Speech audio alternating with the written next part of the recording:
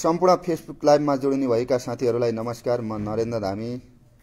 आज विशेष गरी तपाईहरुमाझ फेसबुक लाइभमा आउनुको खास कारण हाम्रो नेपाल हामी नेपाली र राष्ट्रिय प्रजातन्त्र पार्टी बीच यही फागुन 6 गते केन्द्रीय स्तरको भेलामा काठमाडौँमा समीकरण भएको सबैहरूलाई थाहा छ। त्यही भएर जिल्लामा पनि आज हाम्रो नेपाल हामी नेपाली र राष्ट्रिय प्रजातन्त्र पार्टी बीच समायोजन कार्यक्रम भएको हुँदा यही गाउँ ठाउँ र समाजको निम्ति र आफ्ना दाजुभाइ दिदीबहिनीहरूको न्यायको निम्ति र भ्रष्टाचार व्यतीत अन्य थिचोमिचोमा परेका दाजुभाइ दिदीबहिनीहरूलाई न्याय दिलाउनका लागि हामी दौडधुपको कार्यक्रममा थियौं। त्यही भएर हामी राष्ट्रिय प्रजातन्त्र पार्टीमा समायोजन हुँदैछौं। तपाईहरु पनि आफ्नो गाउँ ठाउँ समाज र धर्म संस्कृतिलाई जगेर्ना गर्नको लागि राष्ट्रिय प्रजातन्त्र पार्टीमा एकीबद्ध भएर हामीसित जोडिनु हुन हार्दिक अनुरोध गर्दछौं। गाउँ ठाउँ समाजलाई हेर्ने हो भने विभिन्न प्रकारका व्यथिति अन्याय अत्याचारहरू हामीले भोग्दै आएका छौं। यी अन्याय अत्याचारहरूलाई यी भ्रष्टाचारी दलालहरूलाई अब पनि यही पुरानो अनुहार यदि हेर्ने हो भने र यिनीहरूलाई नै हामीले चाहिँ भोट दिएर जिताउने हो भने पक्कै पनि तपाई हाम्रो जिन्दगी अझ यो भन्दा पनि कष्टकर हुन सक्छ। त्यसैले सम्पूर्ण बुवाआमा दाजुभाइ तथा दिदीबहिनीहरूलाई आग्रह गर्न चाहन्छौं, अब हामी नयाँ बाटो र नयाँ पाइलामा अडिग भएर अगाडि बढ्न जरुरी छ। यिनीहरूले हाम्रो बाजेको भविष्य बिगारे, बाउको भविष्य बिगारे र आज तपाई हाम्रो भविष्य बिगार्दैछन् र हाम्रा सन्ततिहरूको भविष्य बिगार्नमा पछि परेका छैनन्। त्यही भएर तपाई हामीले यही देशमा जन्मेका गौतम बुद्धवाद र पृथ्वीनारायण शाहवादलाई अगाडि लिएर र छाती फुलाएर अगाडि बढ्न जरुरी छ। तपाईहरुलाई अवगत गर्न चाहन्छौं, विभिन्न राजनीतिक दलका पार्टी कार्यकर्ता साथीहरू, तपाई हामी एकजुट हौं, अगाडि बढौं। तपाई हामीलाई कहिले पनि विरोध गरेका छैनौं। हामी न कम्युनिस्टका विरोधी हौं न कांग्रेसका विरोधी हौं।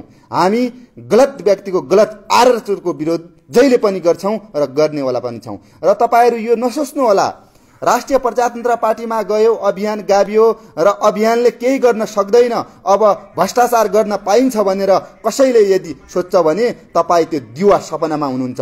अब हामी सशक्त रूपले अगाडि बढ्दैछौं र यी भ्रष्टाचार यी दलालीहरूका विरुद्धमा गाउँ ठाउँ र समाजमा हामी नयाँ वातावरण सिर्जना गर्न चाहन्छौं। तपाईहरुलाई म यो अवगत गर्न चाहन्छु, यो भन्नै पर्छ, हामी भोलि त्यो ठाउँमा पुगेर र तपाईहरुका आधारभूत आवश्यकताहरू भन्दा पनि हामी पर पुग्यौं भने त्यति बेला खबरदार गर्नुहोस्। तपाईहरुले अहिले जोडिनुहोस्। तपाईहरु प्रत्यक्ष वा अप्रत्यक्ष रूपमा कहाँबाट हेर्दै हुनुहुन्छ, कुन ठाउँबाट हेर्दै हुनुहुन्छ, आज हामी दार्चुला जिल्लाको खलङ्गामा छौं र खलङ्गामा राष्ट्रिय प्रजातन्त्र पार्टी र हाम्रो नेपाल हामी नेपाली बीच समायोजन कार्यक्रम हुँदैछ।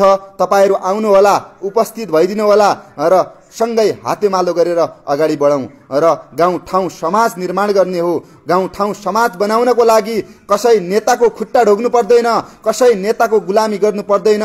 तपाई हामीले गर्ने हो, तपाई हामीले बनाउने हो। त्यही भएर सम्पूर्ण बुवामा दाजुभाइ दिदीबहिनीहरूलाई म 10 औंला जोडेर विनम्र अनुरोध गर्दैछु। हिजोका दिनमा हामी सडकमा करायौं, रोडमा करायौं र धेरै भ्रष्टाचारका मुद्दाहरू उठायौं र कार्यान्वयन गर्यौं र कारबाही पनि गर्यौं। अख्तियार अनुसन्धानलाई मुद्दा दियौं र ती मुद्दाको छिनोफानो गर्ने एउटा व्यवस्था रहेछ। यो व्यवस्थालाई यो भ्रष्टाचारी दलालहरूको व्यवस्थाका लागि फाल्नका लागि तपाई हामी एकजुट हुन र एक ढिक्का हुन राष्ट्रिय प्रजातन्त्र पार्टीलाई अगाडि बढाउन जरुरी छ। नडराउनुहोस्। तपाईहरु कसैका बाउको केही खाइदिएको छैन, कसैका बाउको केही लाइदिएको छैन। हामी हिम्मत गरेर हामी आत्मसात गरेर अगाडि बढौं। नहुने केही पनि छैन, सबै हुन्छ। केही छैन, असम्भव भन्ने केही पनि छैन, सबै सम्भव छ। त्यसैले सम्पूर्ण दाजुभाइ तथा दिदीबहिनीहरूलाई म आग्रह गर्न चाहन्छु, राष्ट्रिय प्रजातन्त्र पार्टीमा जोडिनु होला र अहिले हामी 1 घण्टापछि राष्ट्रिय प्रजातन्त्र पार्टी र हाम्रो नेपाल हामी नेपाली बीच दार्चुला जिल्लामा समायोजन कार्यक्रम अगाडि बढाउँदैछौं।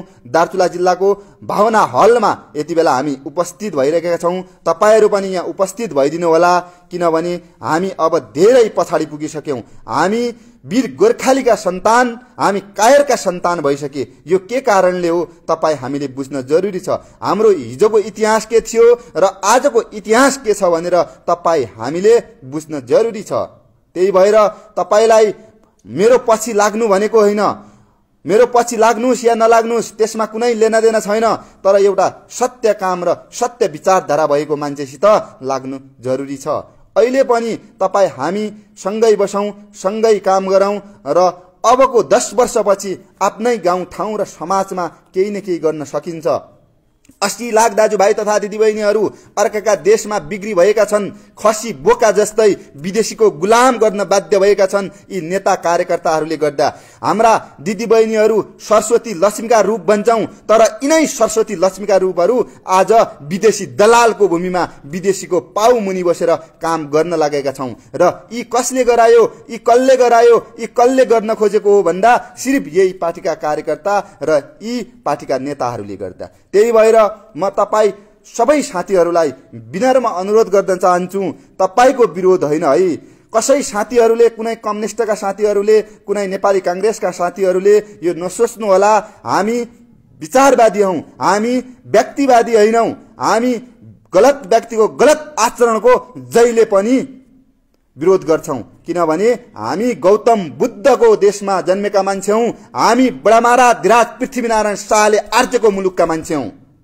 त्यही भएर हामी डराउँदैनौं र बिराउँदैनौं, सत्यलाई सत्य र गलतलाई गलत भन्छौं। त्यही भएर तपाईँ हामी नडराउनुहोस्, वीर गोर्खालीका सन्तान हौं हामी, वीर गोर्खाले आर्जेको मुलुकमा छौं। यी विदेशीका कायर यीहरूसित हामी डराउने कुनै औचित्य छैन। छाती खोलेर भन्नुहोस्, म राजाले बनाएको देशमा बाँचेको छु, म बडामारा धिराज पृथ्वीनारायणलाई छातीमा राखेर गौतम बुद्धलाई शिरमा राखेर अगाडि बढ्न सक्छु भनेर एउटा वीर गोर्खाली नेपालीको छोरा भएपछि यो भन्ने आँट हुनुपर्छ। होइन भने त्यो कायर हो, त्यो नेपाली होइन। आज हेर्नुहोस् नेपाल कति अवस्थामा पुगिसकेको छ। नेपाली आमालाई बलात्कार गर्दासम्म चुप्प लागेर बस्छन् यी दलीय राजनीति भागभण्डाका कारणले। यिनीहरूको सत्ता र शक्ति यदि हामीले चाहिँ बर्खास्त गर्ने हो भने हामी सफल हुन्छौं, होइन भने यी भ्रष्टाचारीहरू जितेको जितै, हामीले भोट हालेको हालै गर्ने हो भने हामी यिनको कहिलेसम्म पछि लाग्ने। अब साथीहरू सोच्न जरुरी छ, दास नबन्नुस्। तपाईँ दास बन्यो भने पक्कै पनि भावी सन्ततिले धिक्कार्नेछ। त्यही भएर दास नबन्नुहोस्, सच्चा कार्यकर्ता बन्नुहोस्। म तपाईहरूलाई आग्रह गर्न चाहन्छु, तपाईँ हामीसित आउनुहोस्, रापरमा आउनुहोस्, उड्नुहोस्, हामीलाई साथ दिनुहोस् भन्न खोजेको होइन। यदि रापरपाले पनि यदि गलत गर्छ भने, रापरपाले पनि सही मान्छेलाई सही ठाउँमा चाहिँ उठाउन सक्दैन भने, आउने निर्वाचन नजिकै छ, स्थानीय निकायको निर्वाचन हुँदैछ, त्यसमा पनि रापरपा पार्टीले राम्रो मान्छे यदि उठाउनु भएन भने तपाईँ त्यसको साथ र समर्थन नगर्नु होला, किनभने हामी सत्यलाई सत्य र गलतलाई गलत भन्छौं। यो कसैका पार्टी कार्यकर्ताले बोल्न सक्छ, हामी बोल्न सक्छौं। यदि रापरपा भित्र पनि कसै गलत गर्छ र गलत आचरणको व्यक्ति छ भने त्यसलाई हामी के गर्छौं त्यति बेला तपाईहरु थाहा हुन्छ। त्यही भएर किताब बाहिरको कुरालाई तपाई यो किताब राम्रो छैन भनेर नसोच्नु होला, व्यक्ति पनि त्यस्तै हुन्छ। तपाई संगत गर्नुस्, साथ दिनुस्, सपोर्ट गर्नुस्। एउटा किताब भित्र लेखेको ज्ञान पुरै किताब नै नपढेसम्म त्यो भित्र के लेखिएको हुन्छ भन्ने कुरा तपाई हामी कसैलाई पनि थाहा हुँदैन। त्यही भएर त्यो किताब पुरै पढ्नुस् र भन्नुस् यो किताब भित्र यस्तो रहेछ भनेर। तपाई अहिले हामीलाई भन्दै हुनुहुन्छ यो पनि झोले भयो, हिजो अभियान चलाउँदै थियो, हिजो अभियान चलाउने बेला यिनीहरूले कुरा गरे पार्टीका झण्डा बोक्नु हुँदैन भने आज बोकिरहेछन् भनेर। हामी यथार्थवादी हो, हामी धर्म संस्कृतिलाई जगेर्ना गर्ने युवा हो। त्यही भएर हामी राष्ट्रिय प्रजातन्त्र पार्टीमा एकीकरण गर्यौं। हामी यही देशको धर्म संस्कृतिमा बाँच्छौं, यही देशको माटोलाई माया गर्छौं। विदेशी दलालका बादहरू हामी कहिले पनि यिनीहरूको सम्मान गर्दैनौं, किनभने जुन देशमा जन्मेका व्यक्ति त्यहाँ तिनको सम्मान हुँदैन भने नेपालमा तिनको के सम्मान छ। त्यही भएर सम्पूर्ण बुवामा दाजुभाइ तथा दिदीबहिनीहरूलाई हाम्रो अभियान मरेको छैन है। हिजोका दिनमा हामी जसरी सशक्त भएर तपाईको गाउँ ठाउँ समाजमा आएर तपाईका अन्याय अत्याचारका मुद्दा जसरी हामी उठाउँदै थियौं, अब यो भन्दा झन् सशक्त रूपले अगाडि बढ्छौं। हामी धेरै भयौं, हामी लाखौं भयौं, हामी करोडौं हुन्छौं, त्यसपछि हामी के गर्छौं त्यसपछि थाहा हुन्छ। हामीले यो अभियान चलाउँदै गर्दा 2 वर्षको दौरानमा सयौं ज्ञानेन्द्र साई त जन्माइसके, अब लाखौं ज्ञानेन्द्र साईहरू जन्माउँदैछौं। तपाईहरू साथ दिनुहोला। भोलि हामी यिनका भ्रष्टाचार गरेका 3 पुस्ते सम्पत्ति यदि हरण गरेर जनताका माझ ल्याउन सकेन भने थुक्क भन्नुस्, त्यति बेला हामीलाई झोले भन्नुस्, तपाईहरू अधिकार दिनुस्। हामीसित कुनै अधिकार छैन, अधिकार नभए हामीले के गर्न सक्छौं तपाई आफै भन्नुस् त। धेरैले भन्नुहुन्छ अख्तियारमा जानुस् न, मुद्दा हाल्नुस् न, जितिहाल्नुहुन्छ भन्नुहुन्छ। कसरी जितिन्छ? त्यो अख्तियारमा अख्तियारको प्रमुख अहिलेको व्यवस्था अनुसार पार्टीको टिका लगाएर राख्ने चलन छ। अनि त्यो पार्टीको मान्छेले आफ्नो पार्टीको मान्छेलाई कारबाही गर्छ भन्ने ठान्नु भएको छ? पटक्कै हुँदैन। संवैधानिक निकायका अङ्गहरूमा राजनीतियुक्त बन्द हुनुपर्छ र यो संघीयता खारिज हुनुपर्छ र देशमा कार्यकारी प्रमुख हुनुपर्छ। जनताबाट प्रत्यक्ष निर्वाचित प्रधानमन्त्री हुनुपर्छ। अबको एजेन्डा भनेको युवाहरूको यो हो। यो बुढा खडाले देश चलाउन सक्दैनन्, किनभने तपाई हाम्रा बाबुबाजेले 70-80 वर्ष कटिसके भने बिहान बेलुका के खाएको खाना भन्ने पनि बिर्सिसक्नुहुन्छ भने प्रधानमन्त्री हुने बित्तिकै बुढापाकाहरू दिमाग हुन्छ भन्ने हुँदैन। त्यही भएर नयाँ पुस्तालाई अगाडि बढाउँ। नेपाली कांग्रेसका साथीहरू, नेपाल कम्युनिस्ट पार्टीका साथीहरू, नयाँ पुस्तालाई अब चाहिँ केही न केही गर्न दिनुपर्छ। तपाईहरूलाई आग्रह छ। हामीले तपाईको कहिले पनि विरोध गर्दैनौं, हामी सम्मान गर्छौं। मदन भण्डारीले आर्जेको पार्टी, मोहन चन्द्र अधिकारीले आर्जेको पार्टी, पुष्पलालको स्थापना गरेर पार्टी कम्युनिस्ट पार्टीलाई सलाम गर्छौं, स्वागत गर्छौं। हामी पार्टीका विरोधी होइनौं। बीपीले आर्जेको पार्टी, गणेश मानजीले आर्जेको पार्टी, किसिनजीले स्थापना गर्ने पार्टी कांग्रेस धेरै राम्रो छ। यी पार्टीका सिद्धान्त बेचेर, यी पार्टीका सिद्धान्त बेचेर पार्टीलाई कमाई खाने भाँडो बनाउने गुण्डाहरूका विरुद्धमा हामी सशक्त रूपमा बोल्छौं। हामी गलतका विरुद्धमा जहिले पनि आवाज उठान्छौं। तर ज्यानै किन नलाओस्, ज्यानको बाजी नै किन लाउनु पर्दैन, ज्यानको बाजी नै लाउन तयार छौं कि तर गलतलाई गलत र सहीलाई सही हामी अवश्य भन्छौं। हामी गलतलाई गलत र सहीलाई सही यदि भन्न सक्दैनौं भने हामी कायर हो, हामी पशु हो। त्यही भएर पशुलाई जहिले पनि पशुको ठाउँमा राख्नुस्। हामी विचारमा अडिग छौं, हामी विचारलाई सम्मान गर्छौं। हामी कसै व्यक्तिलाई प्रधानमन्त्री, कुनै व्यक्तिलाई मन्त्री बनाउनलाई आएका हैनौं। हामी यदि पदियो लोभ हुँदो हो भने, यदि हामीलाई चाहिँ ठेक्का पट्टा नै चाहिने हो भने हामी ठेक्का पट्टाको अडिगमा रहन्थ्यौं। हामी तपाईको नेपाली कांग्रेसमा जान्थ्यौं, हामी नेपाल कम्युनिस्ट पार्टीमा जान्थ्यौं, हामी माओवादीमा जान्थ्यौं। हामी त्यो गर्दैनौं। हामी विचारमा अडिग छौं, हामी विचार चाहन्छौं र विचारवादी हौं।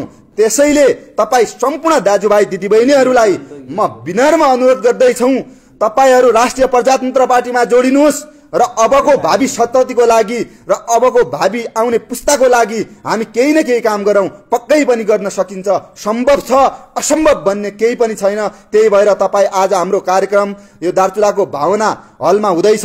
राष्ट्रिय प्रजातन्त्र पार्टीलाई साथ दिएर एकीकरण गरेर हामी अगाडि बढौं, गाउँठाउँ समाजलाई परिवर्तन गरौं। अवश्य पनि तपाई हामी एक ढिक्का भएर यो समाजलाई चाहिँ नयाँ दिशातिर यदि लाउने होइन भने अब यो भन्दा झन् विकराल स्थिति आउन सक्छ। युवा साथीहरू बेलैमा होशियार हुनुहोस्, बेलैमा सोच्नुहोस्, बेलैमा सोच्न जरुरी छ। अब हामीले चाहिँ युवा भावी पिढीहरूलाई के दिनुपर्छ र के गर्नुपर्छ भने सबै साथीहरू एकजुट भएर देश निर्माण गरौं, गाउँठाउँ समाज निर्माण गरौं। हस्, धन्यवाद। जय नेपाल, जय राष्ट्रवाद, जय लिफुलेक, जय कालापानी।